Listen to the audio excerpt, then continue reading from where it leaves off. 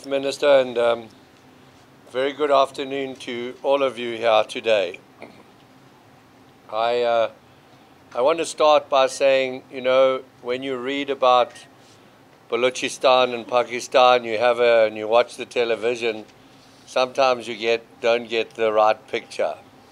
And so I would want to start by saying, on behalf of me and my team, we felt so very welcome to Balochistan, and we appreciate the welcoming. I have visited Reko Diq, and there we were welcomed too. And so today, as the Chief Minister explains, is the start of a voyage. And as you know, voyages, many of you travel through the desert. You always have challenges. But if we work together, we can get to our destination. And we had some difficult starts to Reko Diq.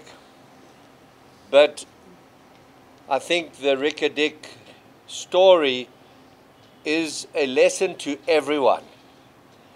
Everyone in this world where people spend too much time fighting and not talking. Because when you talk, you find solutions. And we are proud to be part of that solution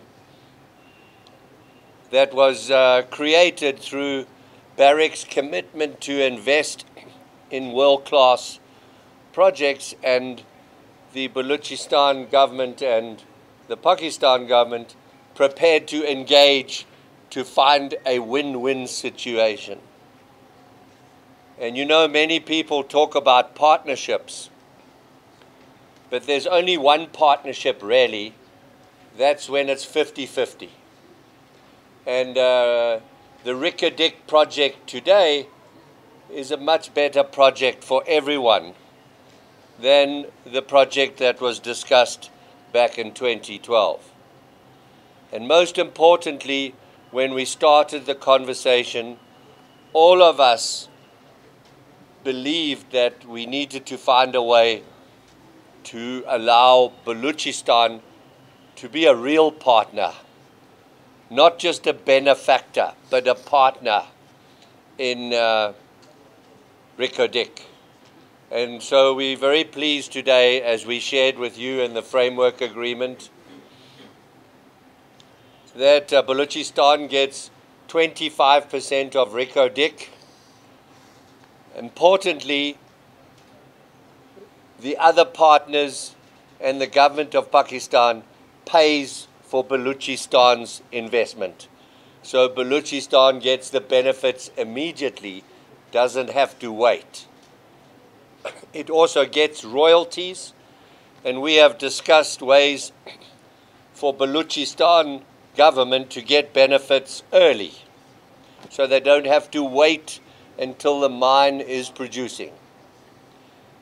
And also, we have agreed that some of the future benefits we will bring forward and invest in communities, because our vision together is we want to start Reko Diq with a focus of being Balochistan in its character, its culture.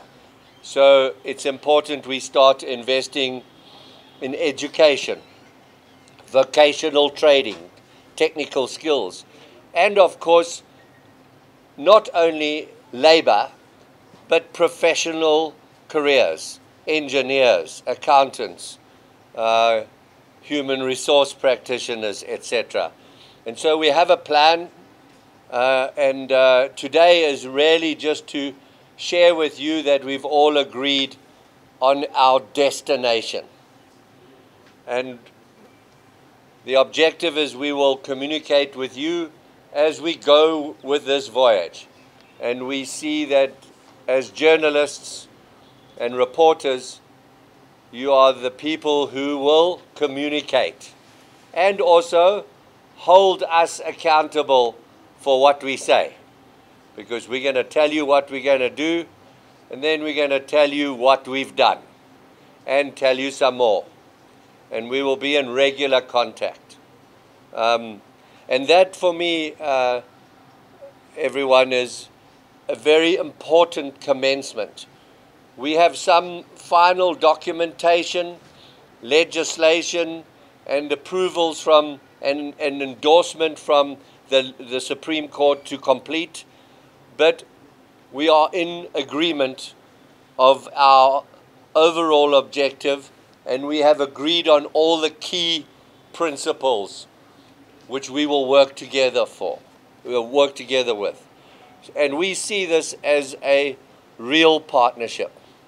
And then finally, I would like to just share with you, we want this to be something we're all proud of. We want it to be a project that has the culture of Balochistan, and also we all agree that if we do it right, it'll be the first of many investments in this region. And as many people say, Balochistan has never had the real opportunity to participate in the natural endowment that was given by God. And so we have a responsibility to make sure that we bring those natural resources to benefit, for the benefit of all stakeholders. And as the Chief Minister and I discussed, the most important stakeholders are the people of Balochistan and the people immediately, the communities around Reko Diq. They need to benefit. And finally, you will start seeing some progress as we move to establish the legal vehicle to be able to start the feasibility study. And it's important you understand the feasibility study needs to be done so we can measure what we do in the future, and also we set the baseline study so we understand our impact on the environment, and we are then able to mitigate, to correct the impact. Barrick is a global business. We always design the closure of a mine before we start building it, because we want this to be the best example of responsible mining. I think I can spend the rest of the afternoon talking to you, but that's not what we're here for. So if there are any questions, we would be... I think we'll ask somebody in charge to manage the process. Yes. Sir, much has been said about the copper and gold multi-billion project. Really, the communities, you have been to the area, they are living in stone ages. They are deprived of schooling, they are deprived of health facilities, they are struggling for drinking water. So what the Reko Diq will be, your company, will be doing to provide these at least basic facilities? Yes, and I think that's a very good question, but I would point out that nothing has value unless you can deliver it. So you can dream, and it'll always stay in the ground. So the key step here is that we have a plan. And I would explain to you directly, my whole career I've worked in developing countries, and I understand the importance of communities, impoverished communities. And so the important thing is it's a voyage, and we all need to do this together. You don't have to go and help the community, but you can communicate honestly and transparently. And so I'll give you some examples. The most important one is potable water. In this part of the world, particularly Reko Diq, there's water, but it's brackish, and we need to clean it because we believe that everyone has a right to clean water to drink. Again, in the Reko Diq area, there are schools. The problem, there are no children and there are no teachers. So we have to work together to invest in those schools, in those communities, because Reko Diq is potentially a very long life mine which will be able to give jobs to generations, 3, 4, 5 generations. So the foundation, like a house, has to be built on and with some stability. And I think the end of the day, as you correctly say, sir, talking is cheap. You need to see some action. So watch this space. I have two questions. Number one is there is a massive demand from people of. Second question is people of Balochistan have very bitter and bad experience as far as sui gas is concerned. It's a local. Is concerned. So they could not get proper benefit from those projects. And now, what is the guarantee that Reko Diq would be a new era for their prosperity? So I think, you know, the most important thing is, if you read the press release after the framework agreement, and you're a reporter, so I'm sure you can read these things, and the press release yesterday with the presentation, it's on our website. The agreement is transparent. It's there. You can evaluate it. And I will explain it to you because it's simple. It's not complicated. It's not secret. Barrick will own 50% of the project, and it will bring expertise, technical, financial expertise to develop. And Barrick has a long history of developing world-class assets, and I have spent my life building assets in very complicated jurisdictions, in poor countries like Mali, West Africa, Zambia, Democratic Republic of Congo, etc. Plenty. You can look on the website.